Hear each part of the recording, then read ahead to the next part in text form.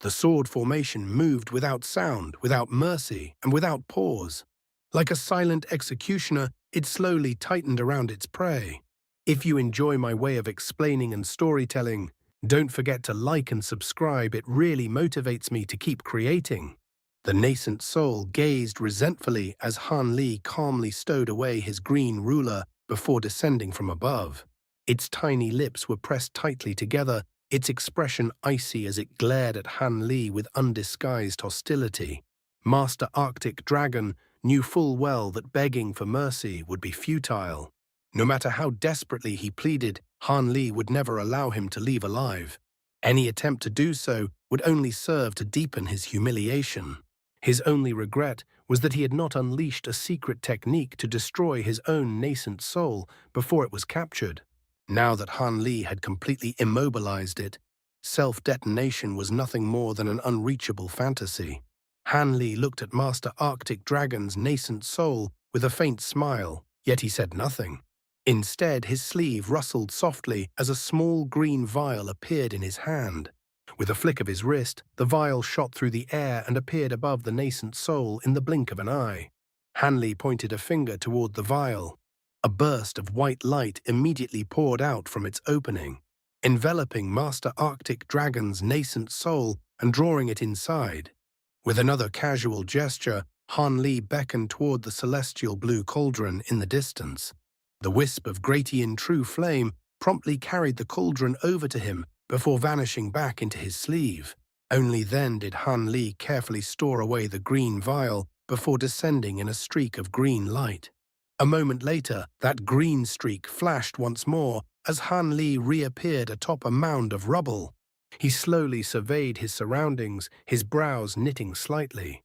Bai Mengxin lay sprawled upon a pile of shattered stones nearby, where she had been trapped within the silver curtain of light earlier. Blood gushed from a gruesome wound in her lower abdomen, an opening nearly the size of a bowl. It was unmistakably a corpse. Moreover, the body was utterly devoid of blood essence and spiritual energy, clearly indicating that her nascent soul had already fled. Han Li's gaze shifted toward the qilin silhouette.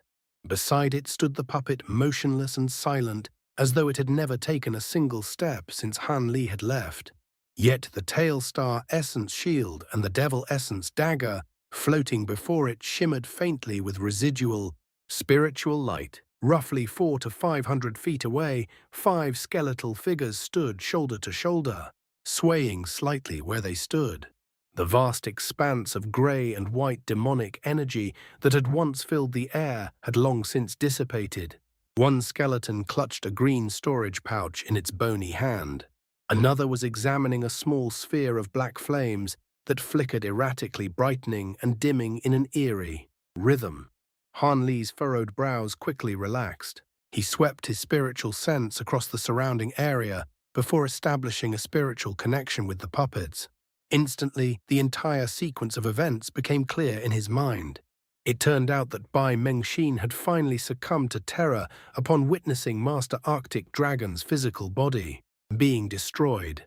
In a desperate bid to escape, she detonated several ancient treasures and forcibly broke through the curtain of light created by the Tail Star Essence Shield.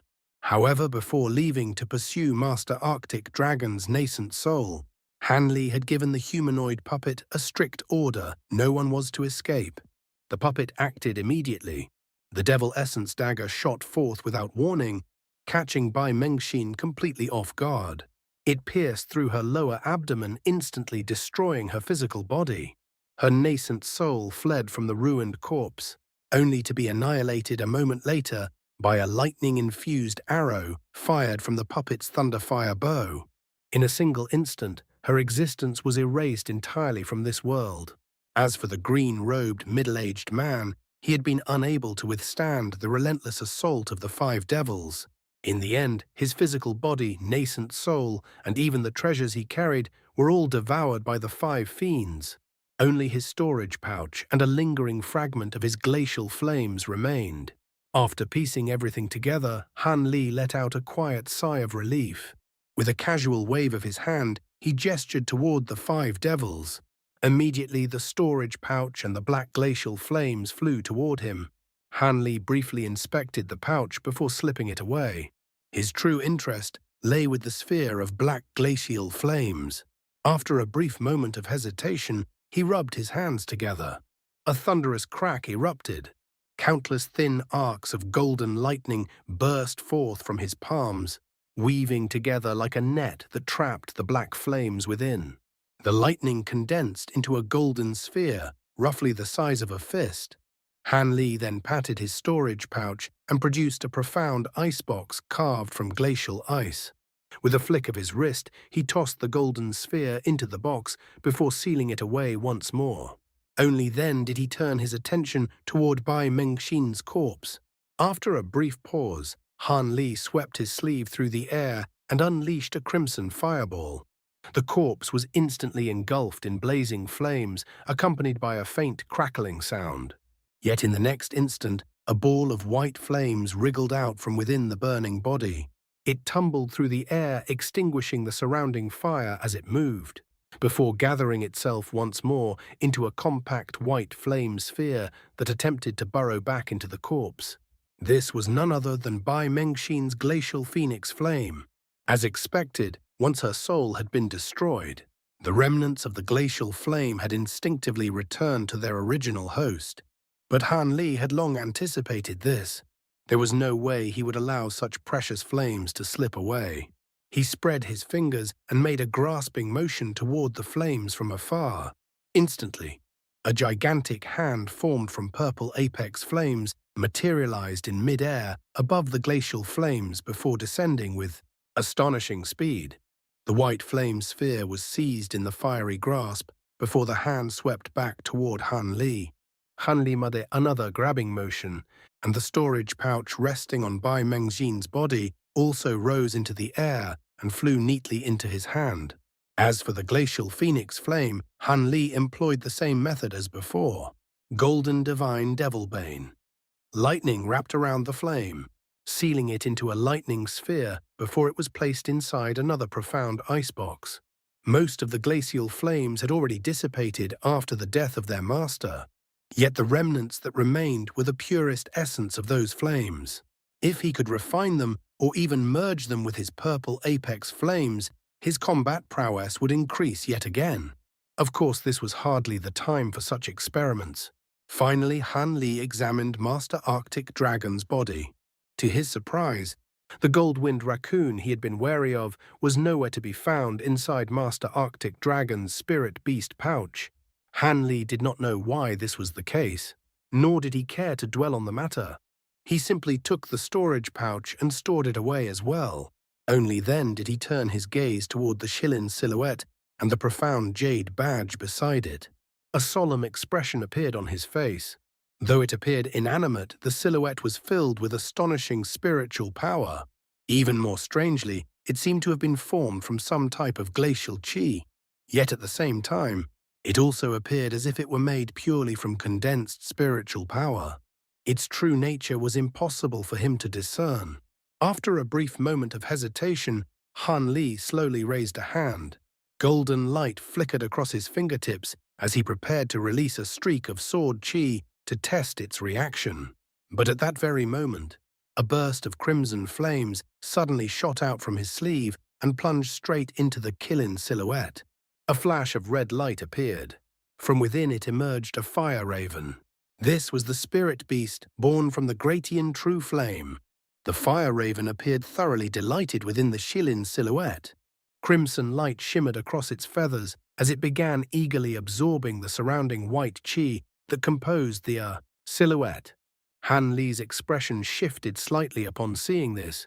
He lowered his hand. After a brief hesitation, he decided to simply allow the fire raven to do as it pleased, while turning his attention toward the distant, five-colored barrier of light. The commotion inside the restriction had diminished somewhat, but it had not ceased entirely. It seemed that the grey-robed monk and the old woman were still locked in fierce combat. Because they were hidden within the restriction, neither of them had realized that the battle outside had already ended. Nor could they possibly imagine that Han Li, a mere mid-nascent soul cultivator, had managed to kill a late-nascent soul cultivator along with two other mid-nascent soul opponents. After all, only 10 minutes had passed since the battle had begun.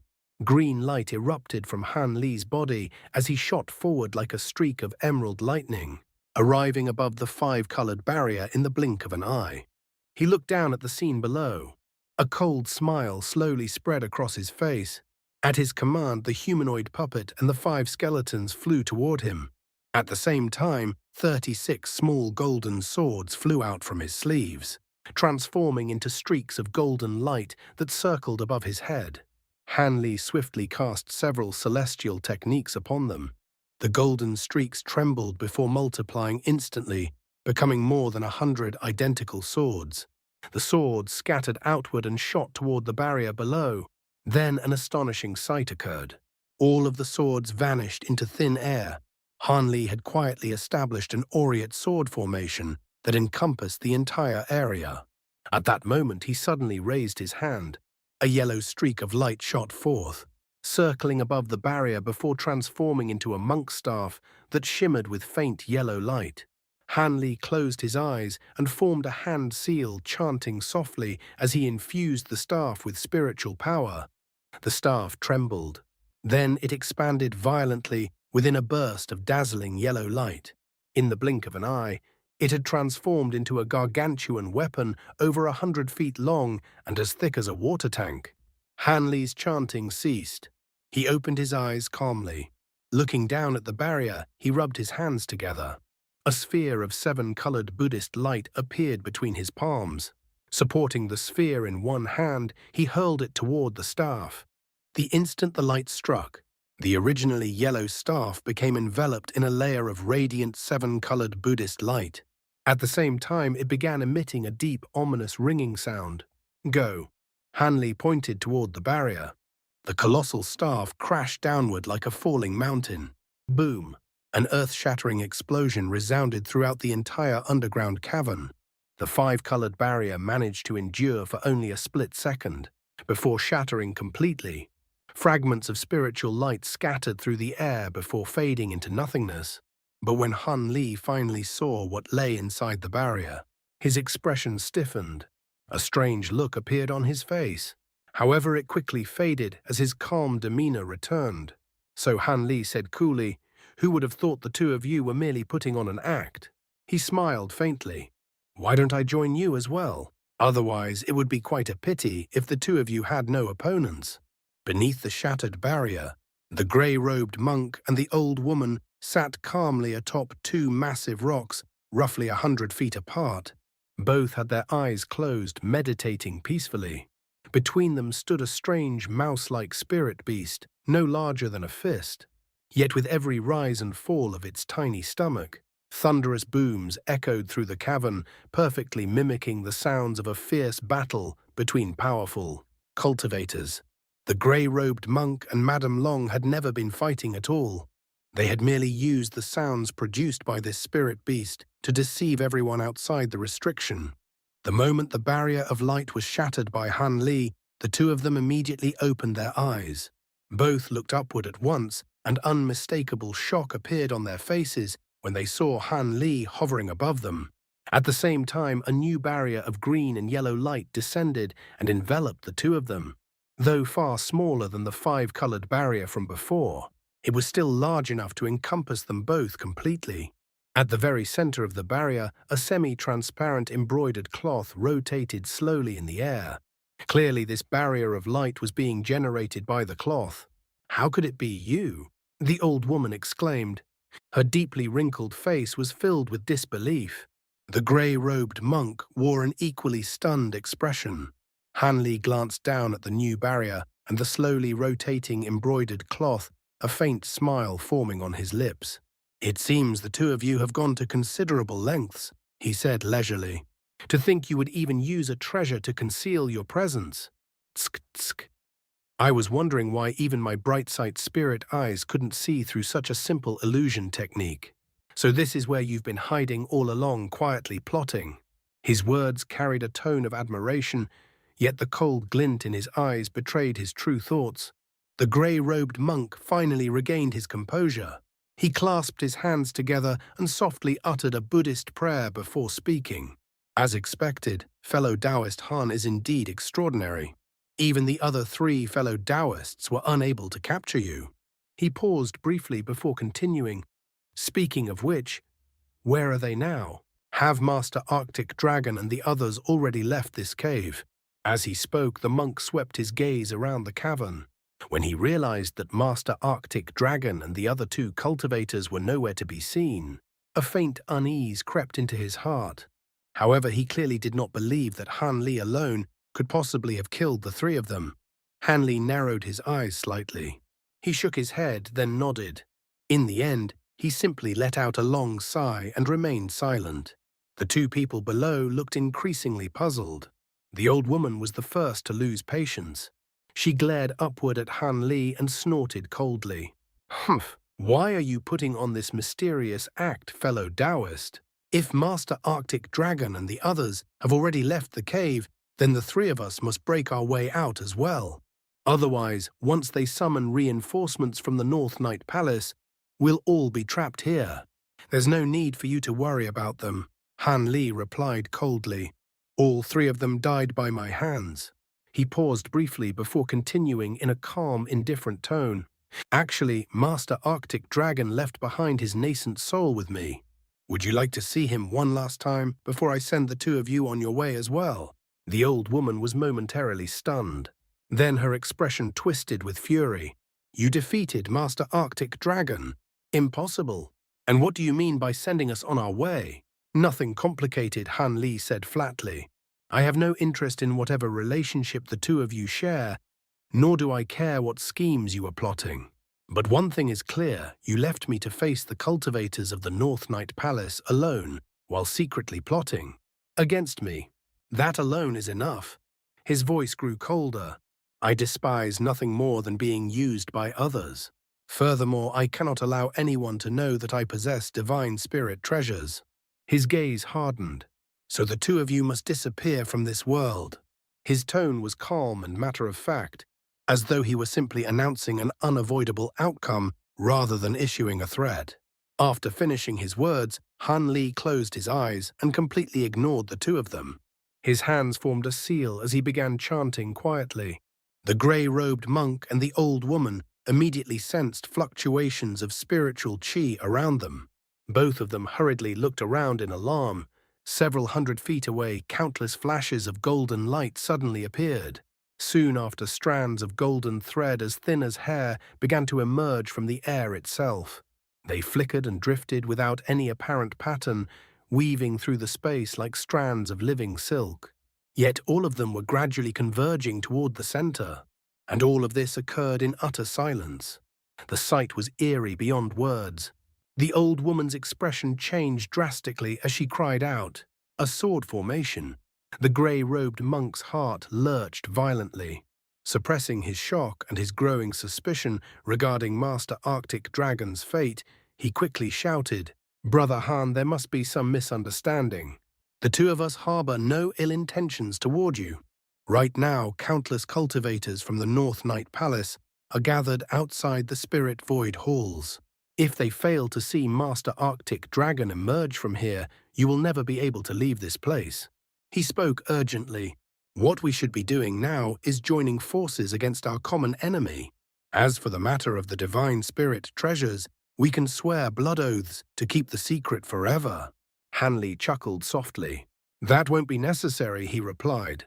Dead people are far more reliable when it comes to keeping secrets. Enough words, Brother Mojo, the old woman said coldly. Her gaze shifted to the figures behind Han Li. Look at the treasures behind him. With those backing him, there's no way he would ever agree to our proposal. As she spoke, she flipped her hand and produced her yellow cane. Only then did the monk turn his attention toward the humanoid puppet and the 5 skeletons standing behind Han Li. His expression immediately changed. What are those things? He asked in alarm. And who is that man? The old woman transmitted her voice to him. Those skeletons are most likely the legendary unbroken Cinque devils. As for that man, I don't recognize him either. Most likely Han Li managed to catch Master Arctic Dragon off guard and kill him using those things. Her tone grew grave. If those 5 skeletons truly are the unbroken Cinque devils that once belonged to old devil Qian, then even if we join forces, we won't be able to defeat them. The only chance we have is to kill that Han brat as quickly as possible. Once he's dead, those things will no longer pose a threat. For now, focus on breaking through this sword formation first. If those 5 devils are released against us, we'll be in serious trouble. She continued. Fortunately, Buddhist techniques can somewhat restrain them. When the 5 devils attack, you'll have to hold them off. And if all else fails, her voice lowered slightly. We'll use the thing we prepared for Master Arctic Dragon. The monk sighed. I suppose we have no other choice, he replied via voice transmission. However, this man doesn't cultivate ice attribute techniques. That thing will be far less effective against him. It can't be helped, the old woman said bitterly. Fortunately, he's not a late nascent soul cultivator. Even if we can't kill him outright, severely injuring him should still be possible. She clicked her tongue in frustration. We truly miscalculated this time. We were told in advance that this brat possessed combat power comparable to a late nascent soul cultivator. But I never imagined he would be this troublesome. My original plan was to let him exhaust Master Arctic Dragon before we stepped in and finished them both. She shook her head. But who would have thought he'd kill Master Arctic Dragon and still remain largely unharmed? If I'd known this would happen, I would have stayed far away from this mess. It's too late to regret it now, the monk replied grimly. If we can trade that thing for a divine spirit treasure and the unbroken kinky devils, it would still be a tremendous gain. He had already abandoned any attempt to placate Han Li. Looking around at the golden threads slowly converging toward them, his expression darkened. At the same time, a dark and sinister aura rose from his body, completely different from the benevolent appearance he had displayed earlier. The old woman was still muttering irritably, but she had already begun to act. She tossed her cane into the air. Brilliant yellow light erupted. Within the light, a grotesque horse-like monster with vicious tusks materialized. At the old woman's command, the monster spun once in the air before suddenly opening its mouth. Countless streaks of yellow light erupted from its jaws, sweeping toward a certain direction. The streaks of light were revealed to be countless miniature golden swords, each no larger than a human hand. Every single one of them glimmered sharply, radiating deadly sharpness. Meanwhile, the monk brought his palms together before separating them again. A sphere of silver light appeared in each hand. He hurled them into the air. The spheres instantly expanded to the size of wagon wheels and shot toward the same direction. High above them, Han Li had already opened his eyes again. Floating calmly in mid-air, he watched the incoming attacks with complete indifference. The miniature yellow swords and the 2 silver wheels slammed into the golden threads one after another, and were instantly reduced to scrap metal. The shattered fragments clattered helplessly to the ground. What kind of sword formation is this? How can it be so vicious? Both the old woman and the monk gasped simultaneously. They looked at each other and saw their own horror mirrored in the other's eyes. But neither of them had any intention of surrendering. The old woman flipped her palm. A blue, rectangular, brick-shaped ancient treasure appeared. After chanting a brief incantation, she hurled it forward. The brick instantly expanded. Within a blink, it had grown to the size of a pavilion. Bathed in dazzling blue light, it shot forward with devastating force. But the result was exactly the same. The golden threads flashed simultaneously, and the massive treasure was instantly sliced into countless fragments. The shattered pieces scattered through the air like exploding blue fireworks before fading into the distance. The old woman's composure finally shattered. Impossible. My blue gold brick was refined from blue gold essence. It's nearly indestructible. How could it be destroyed so easily? The grey-robed monk frowned deeply. With a low shout, he suddenly pointed toward the small mouse-like spirit beast. Grey light surged across the beast's body. Its stomach swelled rapidly, expanding to an enormous size. In the blink of an eye, the creature had grown several times larger. Then its tiny pointed mouth opened with a dull pop. A violent wave of grey sound waves visible to the naked eye burst forth from its mouth. The waves surged like a raging storm toward the golden threads. The monk's quick thinking was fully displayed.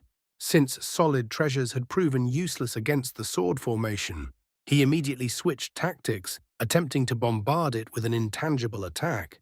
However, according to the Azure Essence sword art, once the Aureate sword formation was mastered, one would become invincible in the human realm. Though that statement carried a hint of exaggeration, and only half of the formation had been deployed here, it was still far beyond what a mere wave of sound could break. The grey sound waves struck the golden threads. The threads trembled slightly. Then, a brilliant golden light erupted. The threads gathered together, forming a massive golden sword nearly 10 feet long. The sword slashed forward like lightning. The grey sound waves were instantly obliterated. Immediately afterward, the golden sword dissolved once more into countless strands of golden thread. They continued drifting toward their two targets, as though nothing had happened. Their relentless, unstoppable advance filled the air with a suffocating sense of despair. The grey-robed monk's expression darkened considerably when he witnessed this scene. This sword formation was far more formidable than either of them had anticipated. From above, Han Li could clearly see that his two opponents were stunned by the terrifying power of the formation. Yet they did not appear truly horrified. That, in turn, made him cautious. Such composure suggested that they still possessed hidden trump cards capable of turning the tide. At this moment, both of them hurriedly produced several more treasures, desperately attempting to hold the advancing sword projection at bay. Han Li's expression shifted slightly. A faint flicker of spiritual light suddenly flashed across the body of the humanoid puppet behind him, and in the next instant it vanished from where it stood. Moments later, the sword formation had already contracted significantly, leaving only a distance of just over 200 feet between the golden threads and their targets. The old woman and the monk had even been forced to detonate several ancient treasures. While the violent explosions temporarily slowed the golden threads, they were still unable to halt their advance entirely. At last, fear crept into the old woman's eyes. She turned urgently toward the monk. "We can't keep this up forever. I don't know what kind of sword formation this is, but ordinary treasures will never break it. Hurry and use that thing. It's the only weapon powerful enough to destroy this formation." "That thing could indeed destroy this formation," the grey-robed monk replied hesitantly. "But what will we use against that Han brat afterward?" "We'll deal with that later," the old woman snapped impatiently. "If we don't destroy this formation, we won't survive anyway. Once it fully converges, we'll both be dead, and that thing will be wasted." The monk's facial muscles twitched slightly. He glanced uneasily at the approaching golden threads before finally gritting his teeth and nodding. With a swift motion, he patted his storage pouch. A peculiar object immediately appeared in his hand. It was a murky crimson sphere about the size of a fist. Its surface was hazy and indistinct, making it impossible to see what lay within. A gold and silver talisman had been firmly affixed to its surface. The monk held the sphere with great care, his expression solemn and cautious. Meanwhile, the old woman was growing increasingly panicked as the golden threads crept closer. "Hurry, fellow Taoist Mojo," she shrieked. "If the sword formation gets too close, we'll be caught in the blast of that thing as well." The monk sighed softly. He reached toward the talisman on the crimson sphere, preparing to tear it off. But at that exact moment, a faint flash of silver light suddenly flickered behind him. A humanoid figure silently emerged from the air itself. It moved without the slightest sound, like a phantom slipping through the void. The monk was completely unaware of its presence. However, the old woman standing opposite him saw the silent figure instantly. Her eyes widened in terror. "Behind you! Look out!" she screamed. At the same time, a streak of yellow light shot out from her sleeve, hurtling straight toward the humanoid figure. The monk's heart jolted violently at her warning cry. He immediately attempted to retreat while instinctively drawing his arm inward, trying to hide the crimson sphere within his sleeve. But it was already too late. The figure behind him was none other than Han Li's humanoid puppet, an existence possessing power comparable to that of a late nascent soul cultivator. Its body flashed forward like lightning. One hand shot toward the monk's back. The other reached directly for the crimson sphere. Its movements were impossibly fast. The monk let out a muffled groan as he staggered forward. The puppet's palm was aimed squarely at his vital organs and effortlessly pierced through the protective spiritual light surrounding his body. Yet just as the strike was about to land, a strange projection of a pitch-black bird suddenly materialized behind the monk.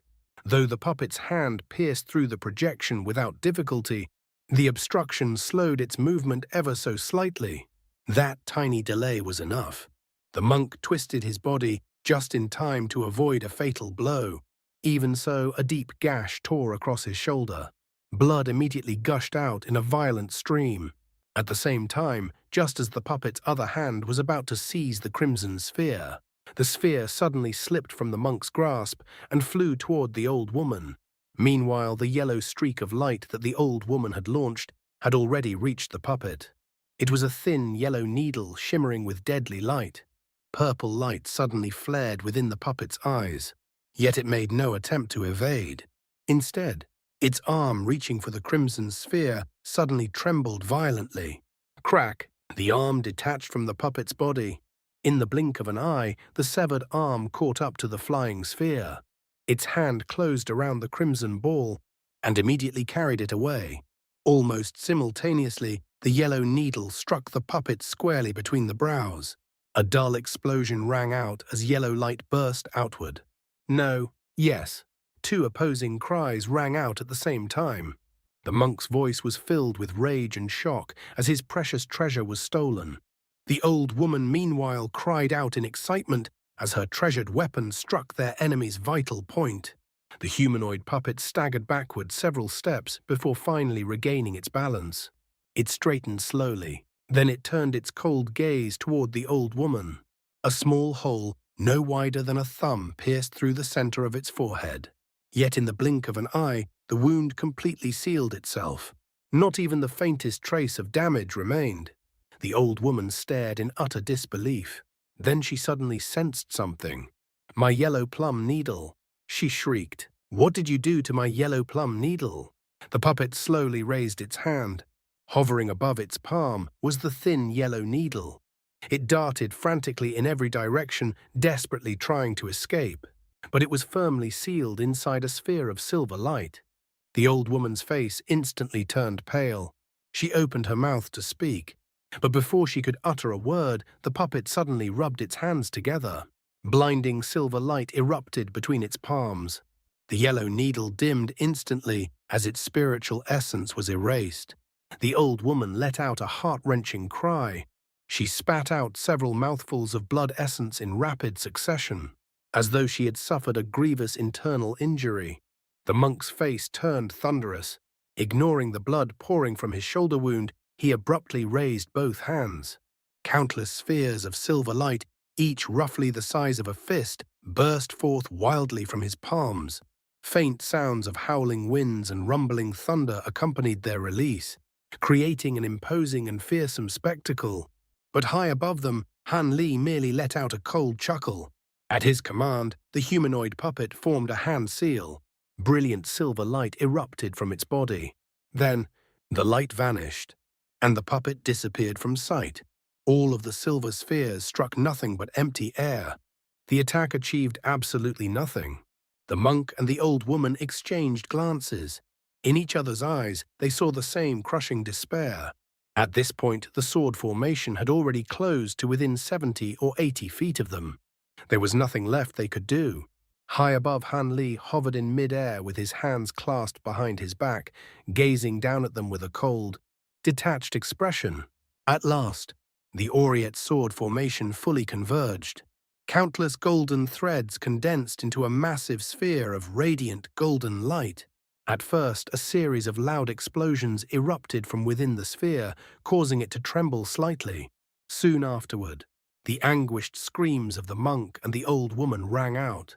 Through his bright-sight spirit eyes, Han Li watched calmly as the two mid-nascent soul cultivators were instantly shredded by the sword formation. Their nascent souls survived slightly longer than their bodies, but even they could not withstand the relentless assault of countless golden threads. Moments later, they dissolved into tiny specks of green light and vanished from the world. Their storage pouches and magical treasures were completely destroyed by the formation's overwhelming power. Only two small spheres of glacial flames remained floating quietly in the air, one yellow, the other green. Han Li let out a faint sigh. A trace of loneliness flickered across his face. After a brief silence, a flash of silver light appeared beside him. The humanoid puppet emerged soundlessly and handed the crimson sphere it had stolen to Han Li. Han Li accepted the sphere without a word and began carefully examining it. Upon closer inspection, he discovered that the sphere was semi-transparent. Inside it, a cluster of blazing crimson flames churned restlessly.